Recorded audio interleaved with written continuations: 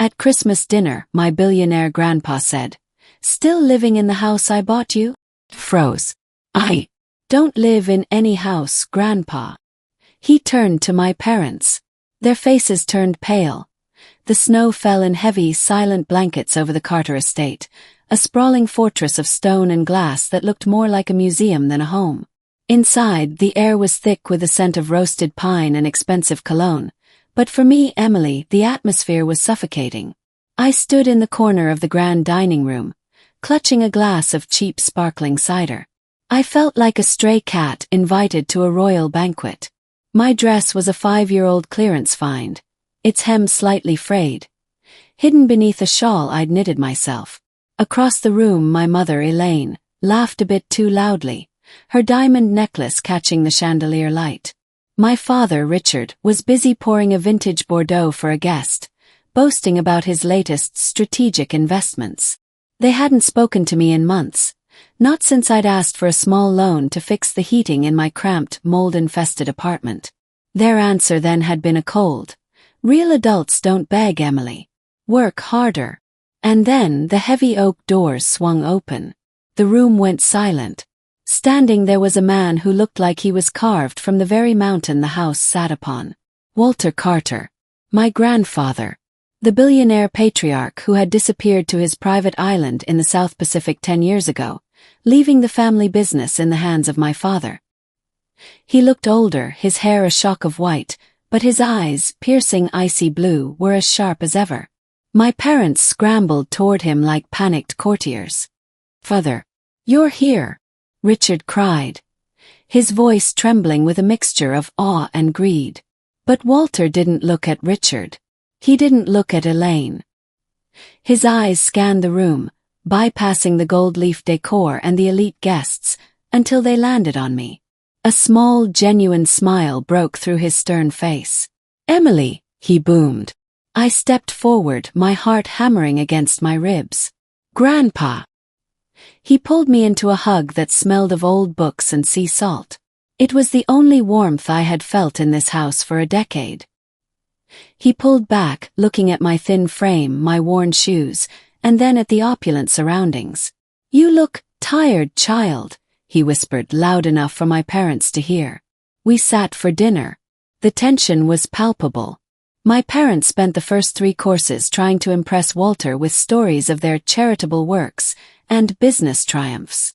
Walter listened in silence, his expression unreadable. Then, during the main course, Walter set his silver fork down with a deliberate clink. "Richard," Walter said, his voice low and steady, "I must say, I'm impressed by the way you've handled things. Especially the arrangements I requested for Emily 3 years ago." My father froze, a piece of Wagyu beef halfway to his mouth. My mother's wine glass stopped midair. Walter turned to me, his gaze softening. "So, Emily, tell me, how do you like the house? Is the neighborhood quiet enough for your studies? I told your father to make sure it had a large garden. I know how much you love flowers." The world seemed to stop spinning. I felt a cold chill wash over me that had nothing to do with the winter air outside. The house, Grandpa?" I stammered. "Yes," Walter said, frowning slightly. "The estate in Oak Ridge. I sent the $400,000 to your father 3 years ago specifically for your trust. I told him to find you a home close to the university so you'd never have to worry about rent or safety again." I looked at my father. His face had gone from pale to a ghostly, sickly gray. My mother was staring at her plate as if she could disappear into the porcelain. "Grandpa," I said, my voice shaking.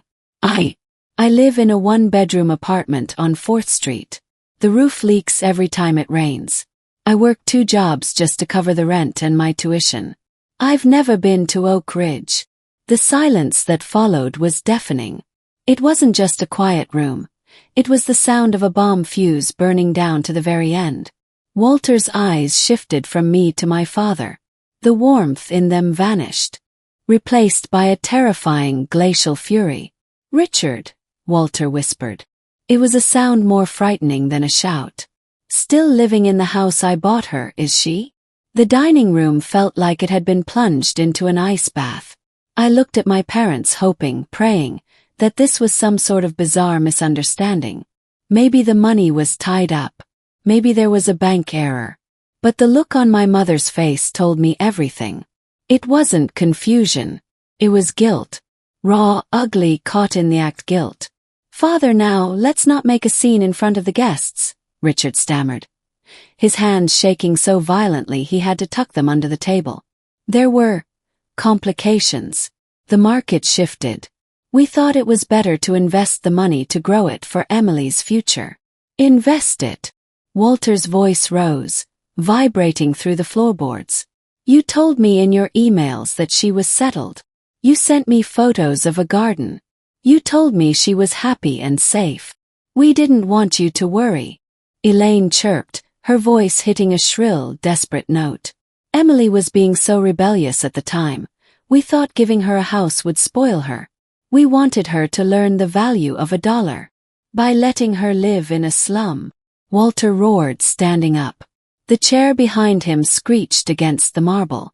"By letting my granddaughter scrub floors while you wear $50,000 necklaces bought with my money." I stood up, the tears finally breaking free. "The lake house," I whispered, the realization hitting me like a physical blow. "The summer home you bought 3 years ago. The one you told me you earned through smart trading. That was my house money, wasn't it?" My father didn't look at me. He looked at Walter. "It's a family asset, Emily. You'll inherit it one day anyway." "Inherit it?" Walter laughed, a dark, hollow sound. "Richard, you haven't even inherited the shirt on your back yet. Everything you have, this house, your cars, your investments, it all sits under the Carter Family Trust. A trust that I control." Walter turned to me, his expression shifting from rage to deep, aching sorrow. "Emily, pack your things. You're not staying in that apartment another night. She's not going anywhere with you." Richard snapped, a spark of pathetic bravado flickering in his eyes.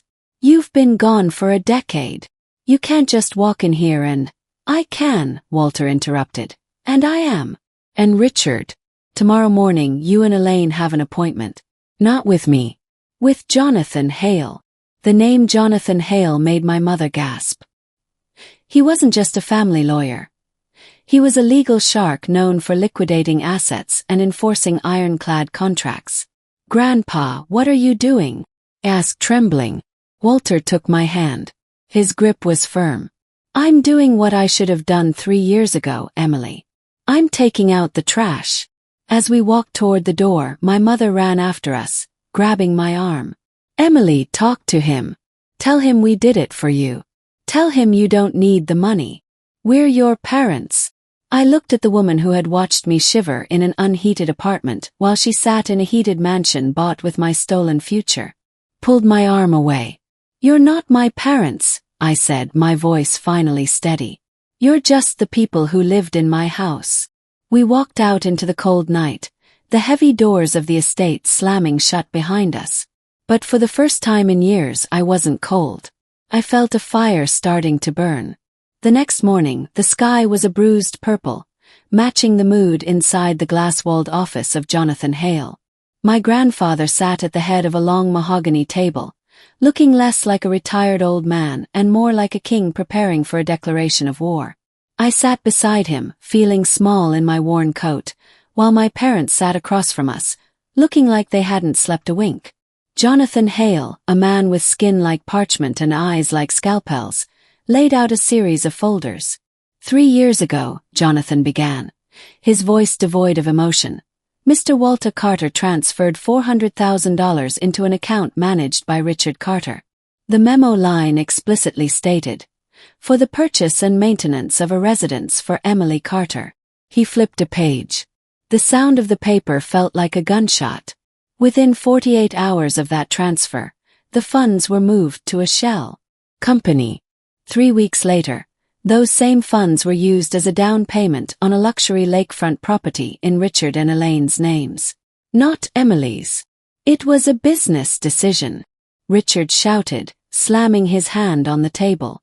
"The property value has doubled. We were protecting Emily's inheritance from her own lack of experience." Walter didn't even blink.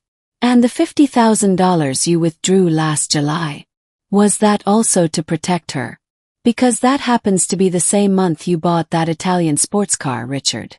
My mother, Elaine, started to sob loud, performative heaves. Walter, please. We are your family. We've sacrificed so much to keep the Carter name prestigious while you were away. We couldn't have our daughter living in a house that was too nice. It would have made her a target for fortune hunters. The hypocrisy was so thick I could taste it. A target? I interjected, my voice rising.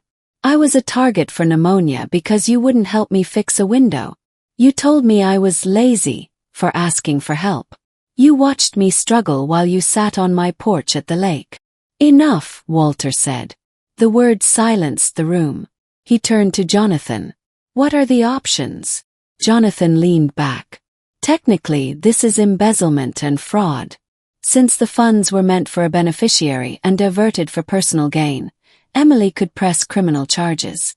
Furthermore, Richard, you have violated the good faith clause of the family trust. Under the bylaws your father wrote 40 years ago, that gives the patriarch the right to, well, clean house. Walter looked at his son. There was no hate in his eyes anymore, only a profound, weary disappointment. Richard, Elaine. You have 7 days, Walter said. 7 days for what? My mother whispered. 7 days to vacate the lake house. It is being transferred into Emily's name immediately. 7 days to vacate the main estate as well.